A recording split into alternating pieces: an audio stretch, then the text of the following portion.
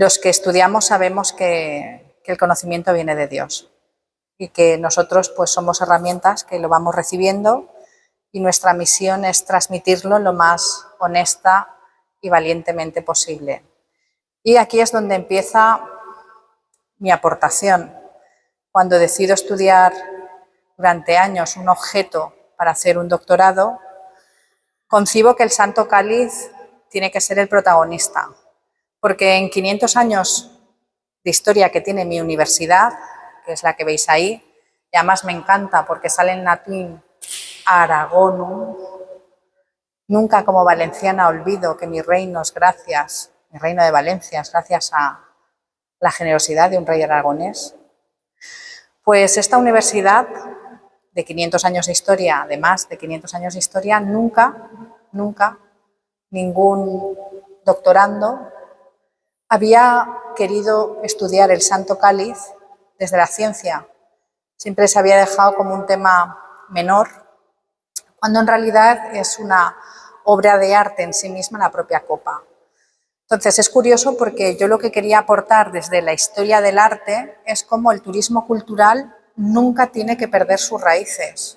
Si estamos hablando de un tema religioso en el turismo cultural y estás enseñando un tema o un cuadro de carácter religioso, pues habrá que hablar del santo, habrá que hablar de esa cosmovisión cristiana y habrá que hablar en última instancia de ese mensaje que está detrás de esa composición.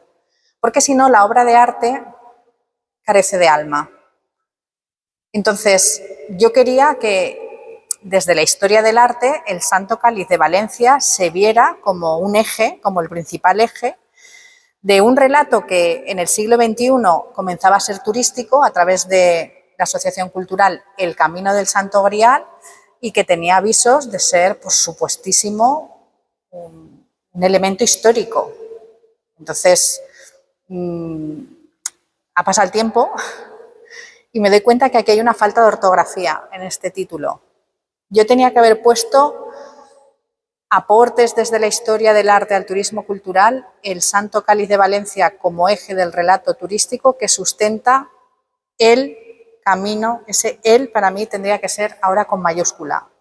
Y esto muchas veces a los doctores nos pasa cuando hacemos las cosas y luego van pasando los años, matizas. El camino es una de las formas con la que se define a sí mismo Jesús. Yo soy el camino. Qué bonito que esto que veis aquí forma parte de ese el camino. Si cualquier, con todos mis respetos, héroe de fronteras como podía ser el Cid, tiene un camino. Si Carlos V también tiene un camino, pues el Rey de Reyes, ¿cómo no va a tener un camino? Si uno de los objetos más importantes de toda la liturgia, que durante 2000 años ha vertebrado lo que es el corpus de la fe cristiana, ha estado en Aragón y ha llegado hasta Valencia. Claro, y esto ahora lo puedo decir así porque en mi tesis doctoral lo que yo aplico es el método científico. Lo que van a ver ustedes son resultados de ese método científico que avalan esa tradición oral que nos ha llegado hasta nuestros días. Dicho esto, pues yo abogo siempre por el camino del Santo Grial en lugar de la palabra ruta.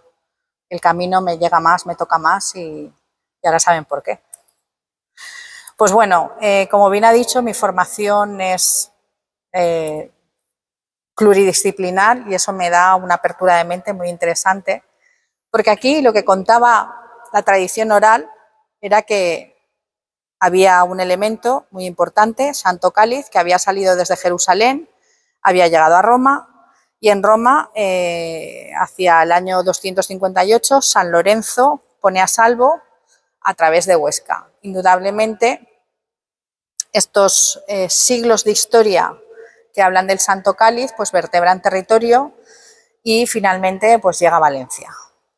Este grosso resumen era el eje de partida de mi tesis doctoral y vamos a ver cómo abordé esta cuestión, porque así ustedes podrán hablar con autoridad cuando les pregunten sobre esta temática y sobre qué es lo que hemos estado contando. Estos puntos a desarrollar son básicos en cualquier investigación. Uno se propone un objetivo. el mío era demostrar que la tradición oral cristiana era cierta. Un desafío que en 500 años de historia de mi universidad nadie había querido aceptar. La metodología, pues para ello estuve estudiando más de 2 años, más aparte de los años que ya llevaba como historiadora del arte, la metodología denominada iconología. Los resultados, pues iba a compararlos con la realidad, las conclusiones, y el apartado que más me gusta siempre es agradecimiento, porque yo creo que si me tuviera que quedar con 2 palabras de todas las que conozco en el vocabulario castellano o incluso valencià, aragonés es que no parle, diría gracias y amor. Pues bueno, vamos allá. Lo más difícil en historia del arte es reconocer cuál es el objeto de estudio y reconocer cuáles son las fuentes primarias, quiere decir, las fuentes que me van a dar información sobre ese objeto de estudio. Yo para eso me fui directamente al trabajo de Panofsky, que fue recogido en la Fuente Ferrari, uno de los grandísimos historiadores del arte, y ese objeto de estudio para mí era el Santo Cáliz. Yo no necesitaba documentos ni papeles. Esa visión decimonónica de buscar el documento en la historia, muchas veces los propios historiadores se pierden, porque a lo largo precisamente del devenir de la humanidad pues hay incendios en archivos, inundaciones, como bien saben, pérdidas. Entonces, ¿qué ocurre? Que porque no existe el documento, la historia no ha ocurrido. No sé, es como plantarnos todos juntos ahora en el río Amazonas y preguntar al jefe de la tribu, ¿dónde está el documento que le hacía usted jefe de la tribu? No tengo documento. Bueno, pues como no tiene documento, usted no tiene historia. Como veréis, ese no es el planteamiento del que yo parto. Yo parto de que la historia me la va a contar el documento, que es nada más y nada menos que el Santo Cáliz. Aquí está el libro de Panofsky, que ya en los años 40 del siglo pasado se desarrollaron y bueno, a España llegaron en 1972, pero ya llegó consolidada esa metodología. ¿Qué era lo que había que hacer? Establecer el estado de la cuestión, ver la revisión de la literatura, quién había dicho qué y con qué autoridad, buscar por todos lados qué se entendía por Santo Cáliz y desde luego manejar una decena de traducciones de la Biblia.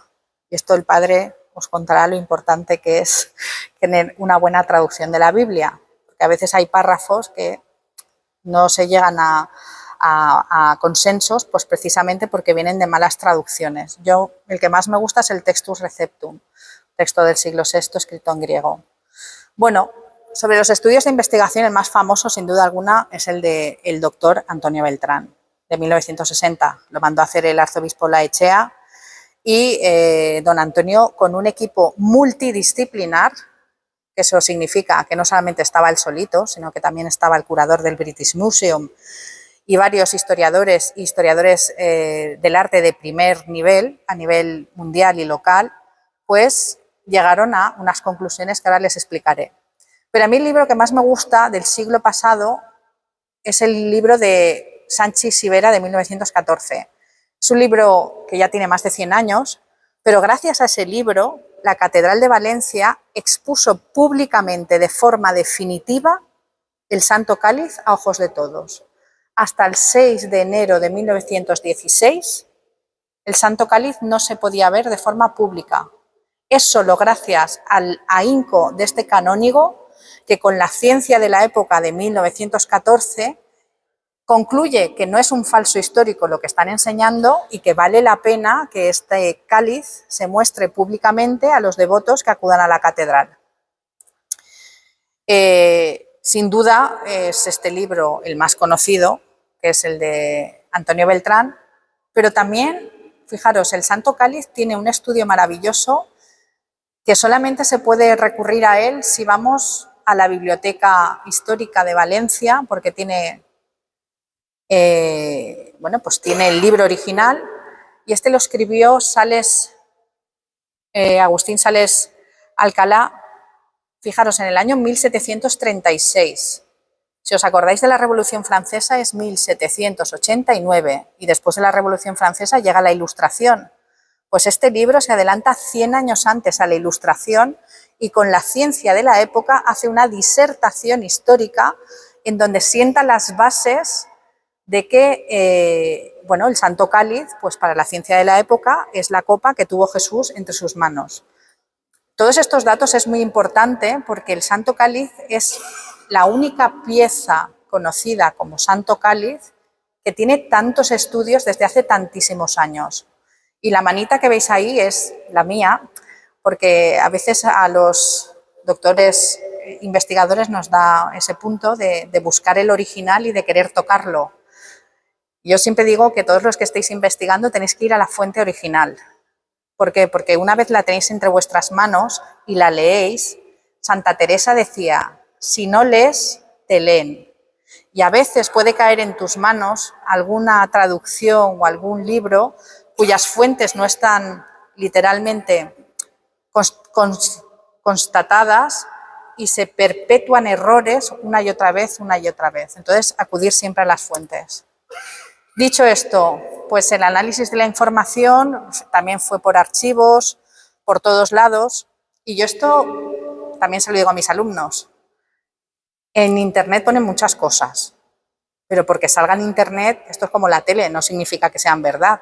Entonces hay que tener espíritu crítico y sobre todo cuando cojáis un libro, intentad ver si tiene bibliografía. Si el libro tiene bibliografía, significa que hay un esfuerzo de buscar fuentes y de trasladar conocimiento. Cuando no hay bibliografía, el autor ha puesto lo que le ha venido en gana, y entonces esa parte de, digamos, de veracidad pierde. Y lo digo con cariño porque en torno al Santo Grial se han escrito muchas cosas. Se han escrito fábulas, se han escrito cuentos, se han escrito leyendas, pero a mí lo que me interesaba era el objeto de verdad, el que está en Valencia. Pues bueno, lo que hice fue una serie de lugares muy concretos donde yo me tenía que entrevistar con personas que sabían muchísimo más que yo. Todo esto aterrizado a lo que es el Cáliz de Valencia, a través de la historia y la orfebrería. Por supuestísimo, me valí de otras ciencias auxiliares, como en este caso es la volumetría, y también busqué pues, a alguien experto en óptico que me validara un poco lo que yo estaba intuyendo a través de toda mi investigación. Estos son las mismas gemas con diferentes luces al mismo tiempo. Como veis, la luz incide directamente en lo que es la refracción de las piezas y literalmente cambian de color. Bueno, pues estas pruebas son las que hice en el laboratorio principalmente y ayudaron muchísimo a ver lo que vais a ver ahora. Entrevistas exploratorias, lo mismo. Como hay fondos de museos que absolutamente todo no aparece en la página web, pues me desplacé a los fondos museísticos de los museos vaticanos, al British, y por supuesto estuve varios días recorriendo lo que sería la antigua Jerusalén del siglo I con diferentes museos. También tuve la suerte de acudir a catacumbas y hablar con epigrafistas. Bueno, cuando ya tienes toda esa información, que a mí me costó casi 3 años de mi vida recuperar, ahora os la he resumido en apenas 12 minutos, me quedo con esta frase muy interesante de Miguel de Unamuno. A todo historiador debe serle permitido colmar las lagunas de la tradición histórica y subrayo, con suposiciones legítimas, fundadas en las leyes de la verosimilitud. Para estudiar la verosimilitud hay que estudiar lo que sería, aunque intento decirlo con palabras fáciles, no me salen otras. Hay que hacer un análisis diacrónico y sincrónico de la época. ¿Esto qué quiere decir? Que si alguien quiere estudiar el siglo XXI, el 1800 aniversario de San Lorenzo, pues evidentemente tendrá que situarlo con este pensamiento de la época. No pensar que aquí estamos en el siglo I o segundo o tercero. Te tienes que ir a la época y hacer un análisis de cuál es el pensamiento de esa época. Cuáles son los gustos, la gente cómo se viste, qué normas hay, qué prohibiciones. Bueno, pues esto era lo que yo quería hacer con la Palestina del siglo I y comprobar si realmente la copa tenía algún tipo de prohibición que no cumplía y que por lo tanto no podía ser una copa de Pascua.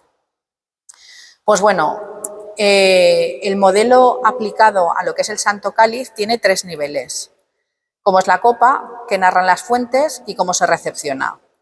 Estos niveles, ¿vale?, los reproduzco en lo que es toda la historia de la copa en los diferentes lugares donde dice que ha estado y a los personajes que realmente inciden en la misma, en este caso la figura de San Lorenzo. Pues en Roma hago lo mismo, en Aragón hago lo mismo y en San Juan de la Peña hago lo mismo. Ese hago lo mismo son 2 años más de mi vida, aquí resumido en apenas 2 clics. Vamos al turrón. El estado de la cuestión. El Santo Cáliz había sido estudiado por don Antonio Beltrán y había dicho que la copa superior es la reliquia. Pero don Antonio Beltrán tenía una serie de lagunas que no quedaban claras en absoluto. Me gustaba porque él decía que entre los siglos I o II antes de Cristo probablemente estuvo tallada. Y con las investigaciones que yo realizo constato que esa datación es perfecta. Habla también de que no sabe muy bien qué tipo de piedra es y en qué lugar fue tallada. Y esto es este resumen. Tenemos que la copa superior del Santo Cáliz es seguro una calcedonia, pero no sé si es cornalina, sardius o ágata. Y tampoco sé el lugar donde fue tallada. Esa era mi misión, investigar hasta el último dato de dónde provenía esa copa, porque os aseguro que no es lo mismo una copa romana que una copa alejandrina, que una copa proveniente de Grecia, que una copa proveniente del Reino de Judea. No es lo mismo esas proveniencias y tampoco el tipo de material.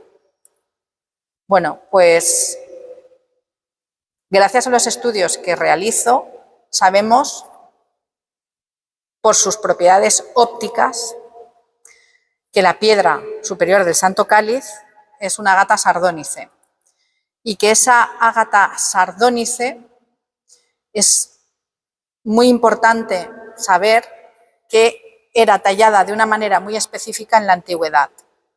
De hecho, esas copas de ágatas eran talladas buscando los ojos de la ágata, porque la ágata era la pieza que se utilizaba en las esculturas para hacer los ojos. Los romanos y los griegos les encantaba la mímesis, significa voy a copiar del original y voy a hacer un original exactamente igual, pero cuando yo más veía piezas de ágata, no veía ningún tipo de parecido con el Santo Cáliz. De hecho, la veta del ágata está tallada en horizontal, pero la veta del Santo Cáliz está tallada en vertical.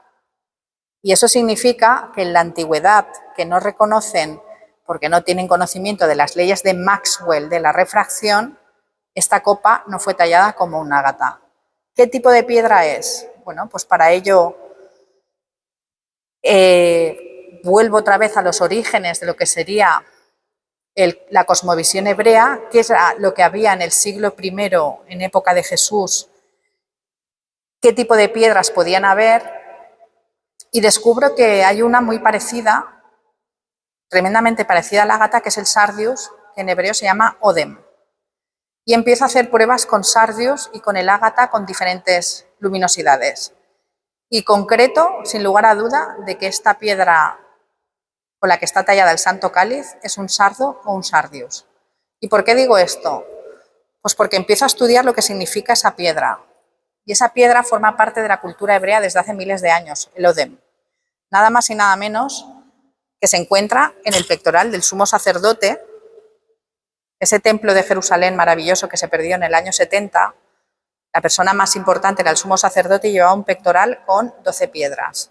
Bueno, pues la gema que representa la tribu de Judá, que es precisamente la tribu familiar de donde desciende Jesús de Nazaret, es el odem.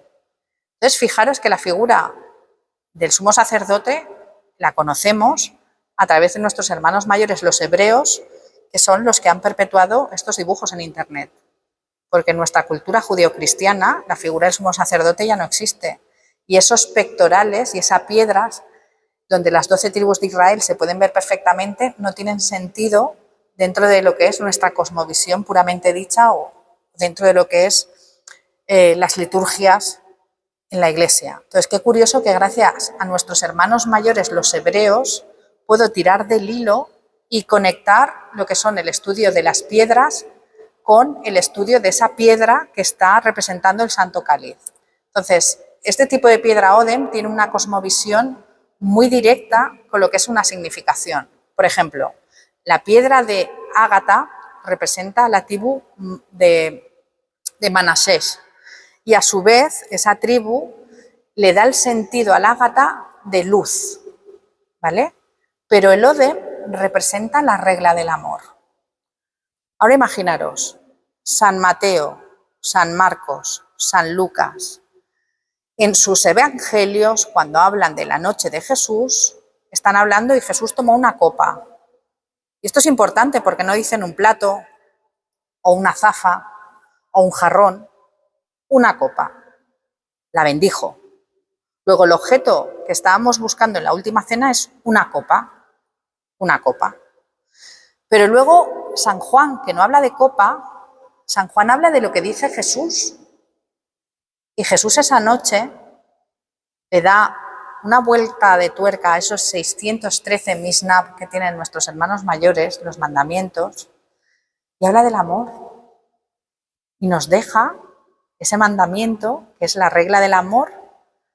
Imaginaros que el linaje y el mensaje de Jesús de Nazaret se recoge en el significado de la copa. Era una auténtica catequesis lo que estaba dando él, porque estaba hablando de la Pascua, de esa fiesta familiar, donde el linaje forma parte del constructo, porque todos se acuerdan de sus antepasados, cómo salieron de las garras de lo que sería Egipto y de la crueldad del propio faraón, pero también habla de la importancia del amor. Entonces, que en la copa superior del Santo Cáliz estén estos dos mensajes tan directos, pues es un motivo más para pensar que pudiera estar en esa mesa.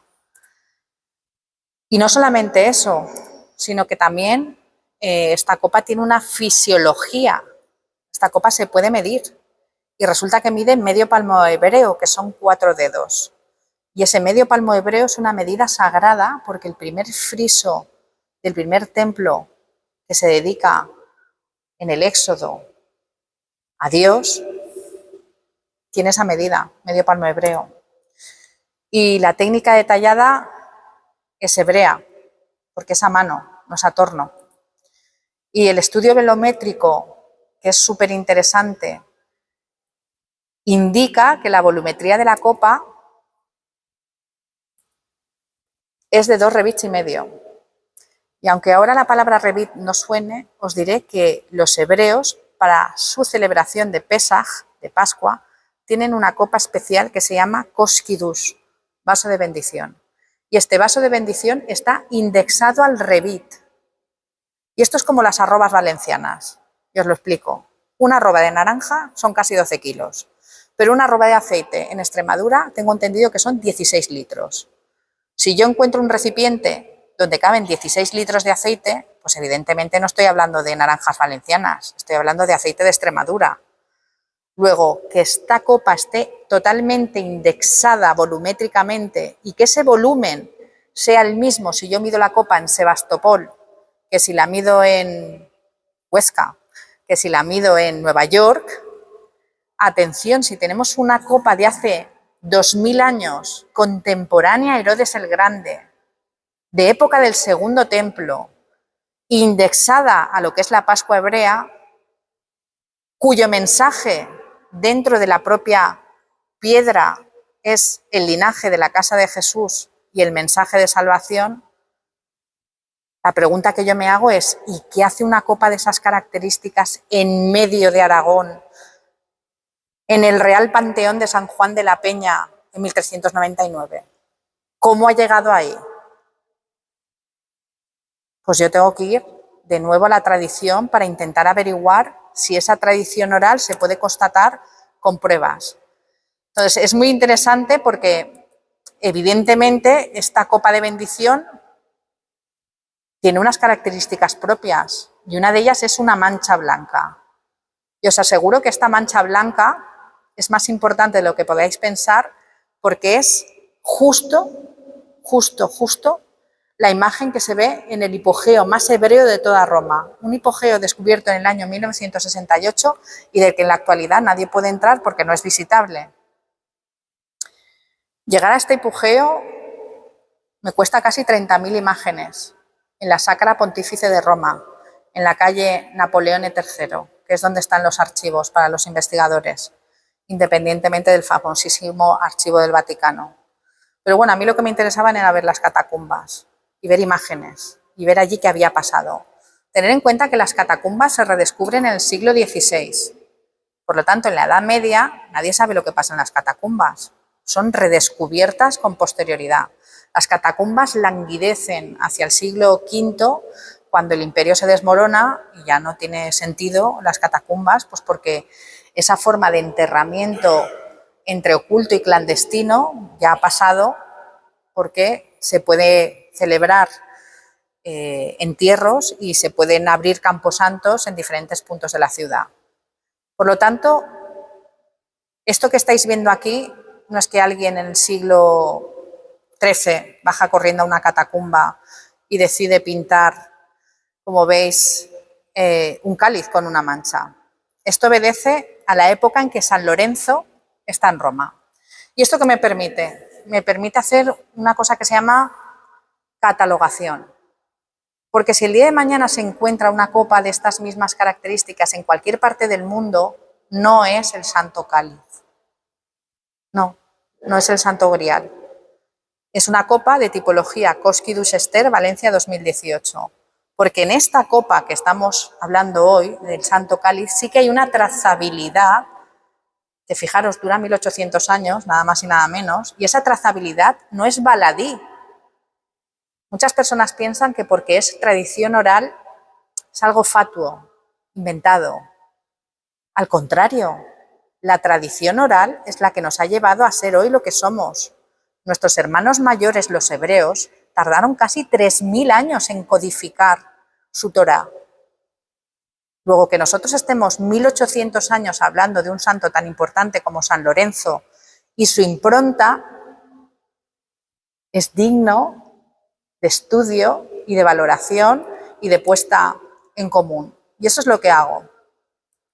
El Santo Cáliz está en Roma, no solamente porque hay una imagen clarísima, que son estas catacumbas en donde absolutamente el objeto queda totalmente marcado, sino también en 1952 otro gran investigador, el doctor Oñate, presenta que la oración del canon romano tiene un apelativo muy claro cuando habla de un preclaro cáliz, et un praeclarum cálice. Et un praeclaro cálice sería y este. Es un demostrativo muy clarísimo que el doctor Sancho Andreu, que durante 20 años ha sido el canónigo celador del Santo Cáliz, ya en 2008 demostró.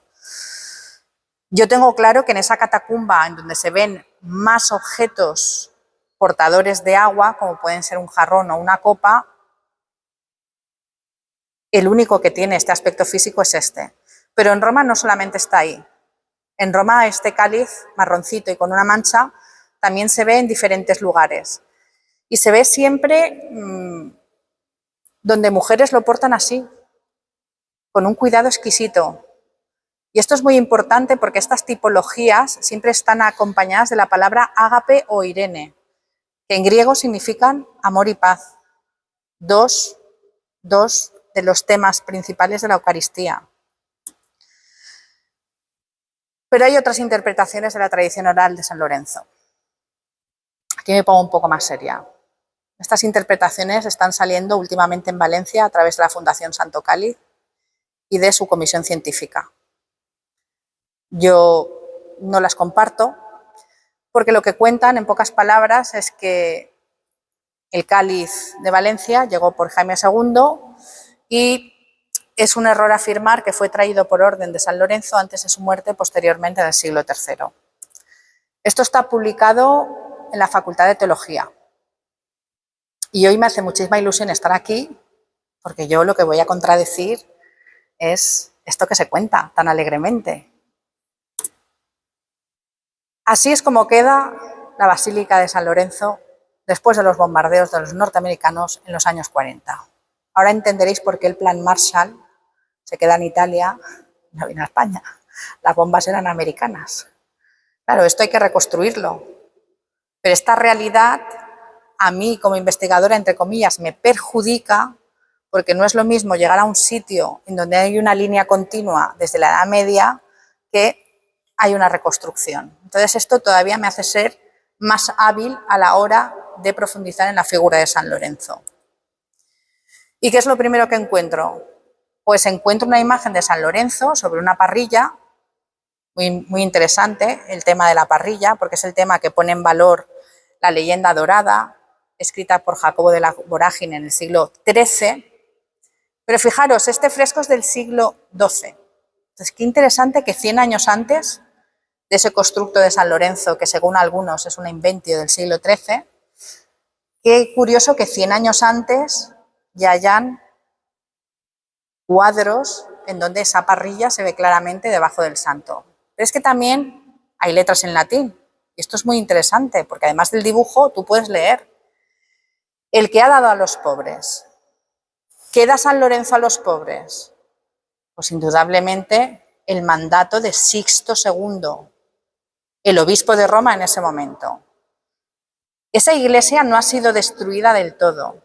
Esa iglesia tiene elementos que prácticamente son, como decimos en Historia del Arte, de la arquitectura paleocristiana. Y eso significa que estamos hablando del siglo VI. Y aquí es donde lo muestro. El intradós del arco, imaginaos este arco que veis aquí, ¿vale? Grandote. Pues imaginaros que desde el altar mayor se pudiera ver una parte de este arco que desde fuera no se ve. Pues esta es la parte de ese intradós. Desde arriba del altar mayor, que pido permiso a los padres franciscanos para poder resetear todo lo que había por allí, encuentro a un Lorenzo, que fijaros, la marca de Lorenzo, ¿sale el puntero? Sí, ¿vale? LO. La marca de Lorenzo está aquí. Y pone otra vez lo mismo, dispersit. Aquí no sale la parrilla. Aquí se está entronizando a Lorenzo como ese santo que de verdad distribuye la riqueza a los pobres. Y es súper bonito porque esto es del siglo VI. Eso quiere decir que en el siglo VI, 700 años antes de que se escriba la leyenda dorada, ya hay constancia de la existencia de Lorenzo, porque os comunico que San Lorenzo junto a San Pedro y San Pablo son los 3 santos más importantes de la ciudad de Roma desde el principio del cristianismo. O sea, con cariño lo digo, de la ciudad santa europea más importante, porque la ciudad santa por excelencia es Jerusalén, de la ciudad santa europea más importante, que 3 de sus santos, uno sea San Lorenzo y además que sea de origen hispano, como se reconoce, es, no sé, perdonadme, pero es como, no sé, como tener un Messi o algo así. O sea, primer figura que está fuera de dudas de que en los primeros siglos del cristianismo este personaje tan importante copara esos rankings tan fundamentales dentro de lo que es pues, la profesión de fe y dentro de lo que es, por ejemplo, la advocación de iglesias.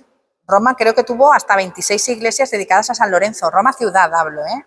Es el santo más querido en Italia. Entonces dices, si siendo hispano, porque es el santo más querido en Roma, en Italia, ¿por qué? ¿Por qué? ¿Por qué? Pues precisamente porque esa tradición oral y esa figura y lo que hace él es único dentro de esa historia del paleocristianismo y de las persecuciones. Y es aquí a donde voy. Dentro de la basílica, en el suelo, antes de que se bombardeara por completo, existía este mosaico maravilloso. Y yo, pues hombre, muy espabilado no hay que ser para empezar a ver la señal de Aragón por todos lados. Por aquí, por aquí, por aquí, por aquí, por aquí. Pero me voy a quedar con una cosa muy curiosa. Fijaros en esta esquinita de aquí, ¿vale? Esto se podía haber perdido perfectamente de por vida, se podía haber perdido de por vida en el bombardeo, pero no se ha perdido. Entonces mola mucho porque por comparación estética tú tienes que mirar los elementos que se atribuyen en el siglo XIII a este mosaico, que hay, como veis, dos guerreros enfrentándose y un cáliz. Pero fijaros al lado del cáliz que ponen unos elementos que tienen apariencia como esa cola de pez y como si fuera esto de aquí, pues, no sé, un animal mítico. Yo diría que esto parecen... A ver, Antonia, me ha gustado lo que has dicho. Vale, ahora voy a decir muchas veces esto. Está custodiando el cáliz los de dragón, dragón, dragón, dragón, dragón, dragón, dragón. ¿Dónde está siendo el cáliz custodiado? ¿Dónde? Dragón, dragón, dragón. ¿Dónde estamos nosotros?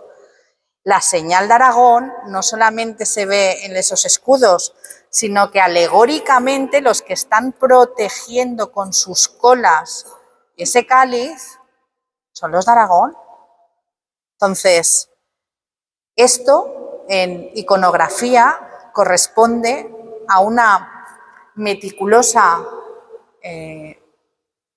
transliteración de algo que está sucediendo en Aragón, que es la custodia de fronteras. La parte de aquí abajo son dos dragones acechando literalmente a una bestia de color negro, que si vamos al Apocalipsis, la bestia de color negro era la que se denominaba como una especie de bestia o infiel. ¿Quiénes soportaban la frontera con el mundo sarraceno al sur de Europa? Los de Aragón. ¿Quiénes estaban custodiando este cáliz en San Juan de la Peña? Los de Aragón. ¿Qué manera más coherente y más directa de explicarlo? Pues esto es otra prueba más dentro de esta basílica de la conexión de San Lorenzo con esta sagrada copa. Y esto no es una invención, son imágenes que han soportado los siglos, que llegan hasta nuestros días y que una imagen más otra imagen más otra imagen desmontan el constructo de que, bueno, San Lorenzo fue un invento de la Edad Media. ¿Qué es lo que os estoy enseñando aquí? Bueno, pues es el Acta Sanctorum, en concreto el volumen 2 del mes de agosto. El Acta Sanctorum, la importancia que tiene es que le hicieron los volandistas. Los volandistas eran los empollones más listos que se encargaban en la Edad Media de hacer vidas de santos. De hecho, hay 80 y pico volúmenes, casi 90, y en esos tantos y tantos volúmenes, solo un vaso de bendición, que es de nuestro Señor, sale, y sale adscrito precisamente a la figura de San Lorenzo. Y sale escrito en latín, haciendo ellos un estado de la cuestión impresionante. Por lo tanto, si en el siglo XVII los volandistas dicen que San Lorenzo es una figura y que está ligada al Santo Cáliz de la Catedral de Valencia, si lo dicen los volandistas en el siglo XVII, que hacen un estado de la cuestión brutal, con textos de San Ambrosio, con textos de los padres primitivos, yo lo doy por bueno. Pero si además retraemos de esa leyenda dorada cómo morían los que no querían pues, adjurar de lo que era el cristianismo y postrarse ante los altares y quemar incienso, como decían, pues tenemos a San Lorenzo, tenemos a San Pedro, que muere hacia abajo, San Nazario y San Celso, que mueren decapitados, San Esteban, que muere decapitado, San Sixto, que muere decapitado, pero de repente encontramos Lorenzo. Lorenzo no muere decapitado, es martirizado durante días. Mi teoría, ¿sabéis cuál es? Que ese hombre había preparado de alguna manera que de Roma saliera el Santo Cáliz con un grupo de soldados, porque eran los que mejor podían ir por las calzadas, la tradición dice precelio, Y lo que hizo fue ganar días y dejarse apalizar y martirizar. Y San Hipólito, pobrecito, que lo enterró, pagó su desafío con caballos salvajes y siendo arrastrado. Esa crueldad extrema no cabe en la pena de adjurar del cristianismo. San Lorenzo sufrió no por no querer dejar de ser cristiano, sino por tener la valentía para mí de poner a salvo los tesoros de la Iglesia con lo que ello implicaba, la memoria de Jesús. Yo particularmente le estoy súper agradecida. En mi estudio hablo de que las 3 partes más importantes de Roma, que es la Porta Capena, que era el nombre de la puerta que daba acceso a Roma, y el Collis Caelus, que era el nombre de una de las 7 colinas de Roma, estos 2 lugares eran donde San Lorenzo, por ser archidiácono, oficiaba su ministerio de servir. Pero curiosamente, en la catacumba de Calixto, que es esta de aquí, que es donde oficiaban los papas, el hipogeo Dino Compagni, que es donde está el cáliz de la última cena, y las catacumbas de Marcelino y Pedro, que es donde aparecen esas mujeres portando el cáliz, curiosamente están apenas 6 kilómetros dentro de una ciudad que os aseguro que solo en este lugar es donde aparece esas catacumbas, el lugar donde está enterrado San Lorenzo y donde la tradición decía que pudiera estar el cáliz. Imaginaos que en vez de salir todo en el mismo sitio, hubiera salido los cálices, el cáliz por un lado, la tumba de los papas por otro y el hipogeo por otro. No tendría sentido. Pero la demarcación física que sale justo es el Monte Coelho. Luego la tradición no miente. Esto constata que San Lorenzo ejerció su ministerio donde dice la tradición que lo ejerció. Esto constata que San Lorenzo era el archidiácono de Roma. Y fijaros qué alegría me llevo cuando en el año 2014 alguien en Inglaterra se le ocurre hacer una revisión iconográfica de San Lorenzo y Santus Laurentus, mirar que le ponen la mano. Esto no lo hemos hecho ni en Valencia ni en Aragón, esto ya ha salido fuera de nuestras fronteras. Qué bonito esa afiliación. Pues bueno, si seguimos estudiando en Aragón, el famosísimo capitel de la Catedral de Jaca muestra en el siglo XI de nuevo a San Lorenzo y por las dudas pone Sixtus, con lo cual no podemos hablar de que esto es una tradición inventada porque esto 200 años antes se adelanta a la leyenda dorada. Repito, no hay ningún interés por los reyes de Aragón de inventarse absolutamente nada. La tradición es la que es y las pruebas lo demuestran. Esas mujeres que portan cálices se repiten en lo que es el reino de Aragón. Esa mujer que porta cáliz se repite en San Juan de la Peña. Esas mujeres que portan cáliz en las antiguas, evidentemente ahora son otras geografías nuevas distintas. Hablamos de Lérida, pero esto era Aragón hace 600 años. Pues bueno, la mancha blanca, y esa mancha blanca se repite una y otra vez, y esa mujer que porta un cáliz se repite una y otra vez también en escultura. Y estoy súper contenta porque esa mujer que porta un cáliz es la que va dando un hilo conductor a ese motivo iconográfico que solamente se repite en la historia del arte en Roma y en Aragón. En ninguna otra parte del mundo. Solo donde dice la tradición que ha estado el cáliz se repite este motivo iconográfico. Es más, el propio Quatrain de Troyes, cuando escribe su novela, quien la porta es una demoiselle, que significa una mujer. Y el recorrido que hace por San Juan de la Peña coincide con lo que serían las propias habitaciones. Pero si nos vamos a lo que es la explicación de ese grial, y esa forma poética dice, el grial entre sus 2 manos. 2 manos es un pleonasmo, porque tenemos 2 manos los seres humanos. Luego, cuando dicen 2 manos, es que había agarraderas. De oro puro fino. Es evidente que el cáliz tiene oro. El grial de diferentes clases, de las más ricas y de las más bellas, tiene piedras preciosas. Y dice, de las que hay en el mar y de las que hay en la tierra. ¿Cuáles son las piedras del mar? Las perlas. que son las que jalonan 28 perlas. Por lo tanto, hasta en la propia literatura, los elementos comunes a lo que es la parte de estudio iconográfico de la pieza se repiten. Mujer que porta un cáliz, descripción poética de la pieza.